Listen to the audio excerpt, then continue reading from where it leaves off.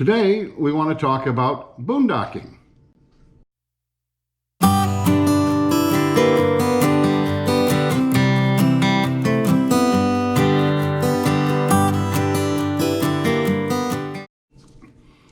Hello, YouTube. Welcome, everyone. Hope you're having a good day out there.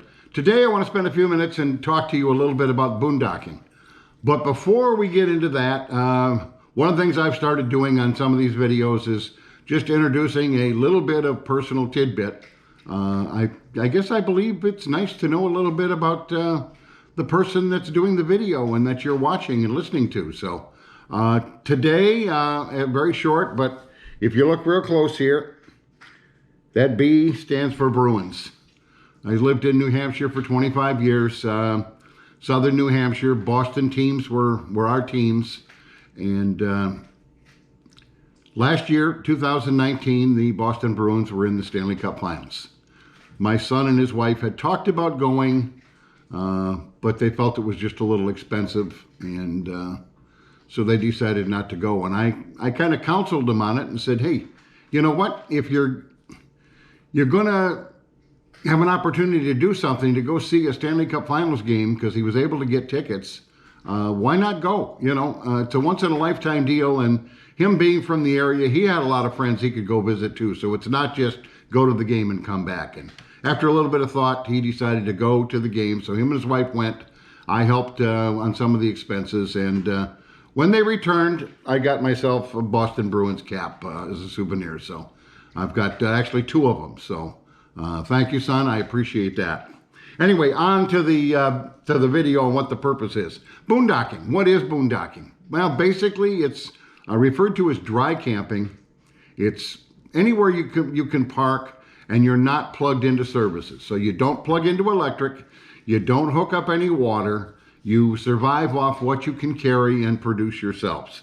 That's basically what boondocking is. Where do you boondock? Well, you can boondock almost anywhere. I spend a lot of time when I travel on the road and have friends that I can visit. I park in their driveway, and I'll visit them in their driveway. We'll spend a day together. I'll sleep in the driveway that night, and Maggie and I'll hit the road the next day. We kind of refer to that as Moochdocking. No plug-in. Now, some of them have offered water or electric, but typically I don't need it. I have the capacity in the van. If you're out west, Bureau of Land Management has lots of very low cost and or free camping areas where you can go and just camp right out in the middle of nowhere. There's less of that on the East Coast, but the National Forests still have some of that low cost and or free where you can park there and just enjoy nature. The other place you can do it is when you're traveling. You hear a lot of people stopping at a Walmart's or a Cracker Barrel for the night. I've done both. I've also stopped in rest areas and truck stops. And basically, you're boondocking there because you're not plugged in. You're just parking and spending the night. So how do I typically boondock? Most of mine, I try to do it most every time I can, to be honest with you. I like the fact that I'm not plugged in. I've even gone to regular campgrounds and not plugged in. One of the things that tends to cause me to need to plug in is extreme cold or extreme heat, where I've got to run heat, pretty much continuous, and or air conditioning pretty much continuous. The power drain there is such that I can do it for a short period of time. The underhood generator will come on with the engine and replenish the batteries.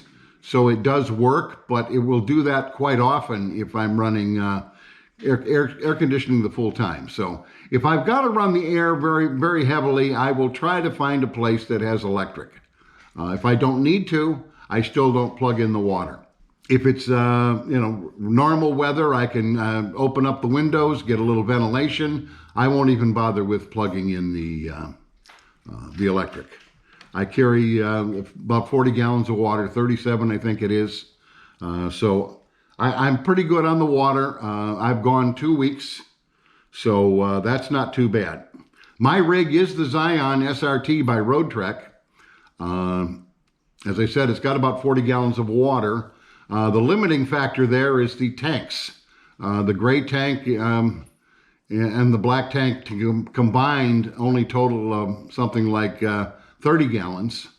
And reportedly, the gray tank doesn't hold as much as they report. So those are really the limiting factors. And we'll get into that a little bit later. For electrics, I've got 400 amp hour lithium batteries, which is quite good for a Class B. And I've also got 300 watts of solar on the roof. Now, the 300 watts of solar will typically replenish the battery from things like running an exhaust fan, running the refrigerator, occasionally putting on the inverter and running the television. It will typically replenish that as long as you've got some sunshine. It will not keep up with the high draw induction cooktop in there, along with the microwave, and then with the air conditioning, and I've got a small electric heater. So if I need to run any of those for any amount of time, the solar will have trouble keeping up. But I do have in the Xyon, it has what's called volt start. Monitors the battery. When it gets down to a certain level, it will actually kick on the engine and run for 30 minutes to replenish the batteries. Works quite well. If I had one wish, it would be that it would let it go a little bit lower before it turned on. But other than that, it does work, does what it's supposed to do. And if I'm not in extreme heat or cold, I'm usually pretty good to boondock just about anywhere. Your rig, well, that depends on what you have for your rig. I can't tell you there, but I know a lot of people have the regular AGM batteries, less solar than me, and they're still able to boondock. You can pretty much boondock with about any camper you've got. The problem becomes, what can you run or what can you not run while you're boondocking? That's something you have to determine for yourself. You really need to sit down and analyze your electrical loads, what you might run, and how much draw it's going to have on your battery. If you're driving during the day and then parking at night, most any vehicle will boondock fine because you've pretty well charged your battery up. And then you're driving for a day, and when you get in, you're running limited resources. Typically in those situations, you'll not diminish the battery enough just with your normal usage for the short length of time that you're parked overnight. When you start staying at a campground for 3-4 days, it makes a difference and it starts to add up into the usage, and that's where you really need to start monitoring what the usage is and what it isn't and what you can get away with. The real key to being able to boondock efficiently is your resources and basically conservation of your resources. Don't run unnecessary electrics. There's a certain amount of draw that comes off your inverter automatically, whether you're running anything or not. Just turning the inverter on will draw some electricity out of your batteries. So if you're not using the inverter to run your 110 appliances, don't turn it on. It's not doing anything but taking up some of your battery. You got to toss up, if you want to get solar and you've got it, you need to park in the sun. If it's real hot, well, that might mean you run the air conditioning more. So there's another trade-off. You've got to balance these things. The same thing with your water. As I mentioned, the Xyon SRT, the limiting factor is really your gray and black tank. I typically will have been able to run about 2 weeks without plugging in, assuming that I'm driving some of those days.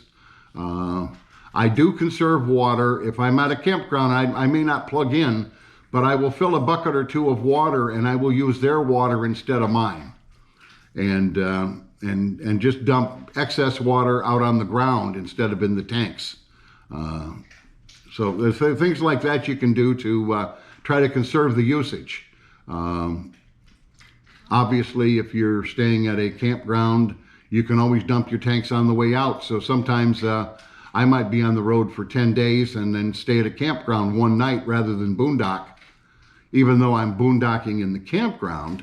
And then I can use their dump station on the way out the next morning, and then I've got clean tanks. So the tank issue is the biggest thing for the Xyon. If you've got a bigger rig, you probably will do much better on the tanks than I do. What does all of this do for you? Well, It does a couple things. One of the biggest things, and I've mentioned this in other videos, freedom. You can stop where you want. You don't have to have electric. You don't have to have water.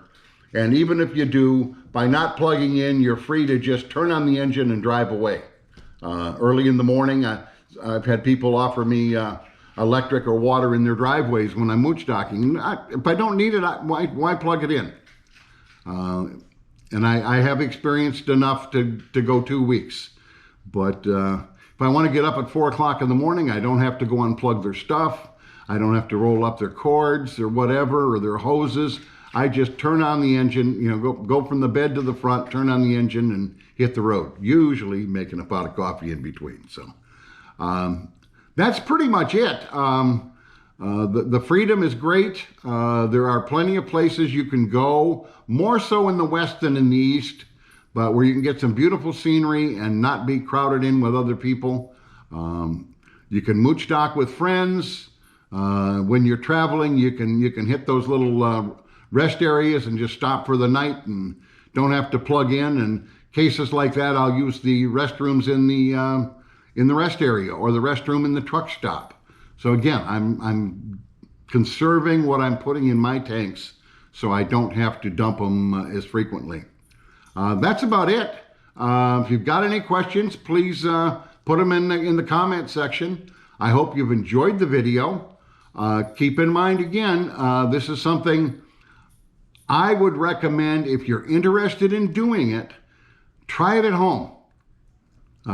Go park in your driveway or go to a local state park and just don't plug in. And see how you do over 2 or 3 days using the resources that's in your vehicle. That will tell you whether or not it's going to be viable for you to do it for a longer period of time.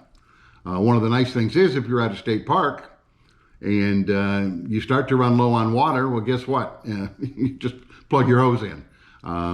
Technically, I'm boondocking right now in my driveway. The power's on. I've got the refrigerator off now, but I did have it on. I've got the 12-volt power on in there, no inverter. Solar power is keeping the batteries up. And I'm doing work off and on in the van right now while it's parked in my driveway. So down the road one day, I'm actually thinking of putting a 30-amp service right off my garage so I can plug it in if I want to, because the hot days, you don't want to work in the van, that's for sure. So yeah, hope you enjoyed it. Hope you look at some of the other videos. Subscribe if you have a liking.